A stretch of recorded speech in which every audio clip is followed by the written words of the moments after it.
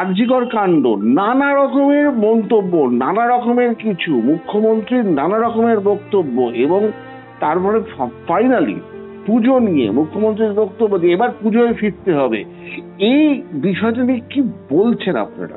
আসলে এই যে ধর্ষণ এবং হত্যাকাণ্ড, এটা ধামাচাপা দেওয়ার চেষ্টা করতে হয়েছে, তার কারণ ওর সাঙ্গপাঙ্গরা যে স্বাস্থ্য সিন্ডিকেট চালাচ্ছে এবং কোটি কোটি টাকা লুটপাট করছে, তাকে আড়াল করবার জন্যই ওকে নামতে হয়েছে। সেই জন্যই প্রমাণ লোপাট, সেই জন্যই সন্দীপ ঘোষকে কিছু করতে পারে না, তার কারণ এদের মাধ্যমেই করেছে। আপনার পাড়ার সিন্ডিকেট চালায় জেসিবি শাহজাহান, উত্তম, শিবু, আর স্বাস্থ্যক্ষেত্রের চালায় সন্দীপ ঘোষ, অভিক, এরা।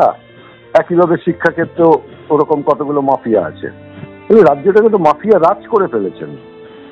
ফলে মাফিয়া মুক্ত বাংলার জন্য যে লড়াই চলছে, সেই লড়াই উনি উৎসব দিয়ে ঢাকবার চেষ্টা করছেন, কিন্তু কখনো সব কোলে নিয়ে মানুষ ভালো মনে উৎসবে অংশগ্রহণ করতে পারবে না।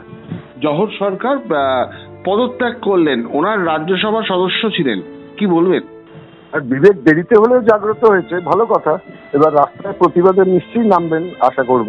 রাস্তায় যারা রাত জাগছেন, এই আন্দোলনের ভবিষ্যৎ যতক্ষণ না বিচার পাওয়া যাচ্ছে ততক্ষণই আন্দোলন চলবে। মানুষ প্রতিজ্ঞাবদ্ধ এবং দৃঢ়তার সঙ্গে রাস্তাতেই থাকবে।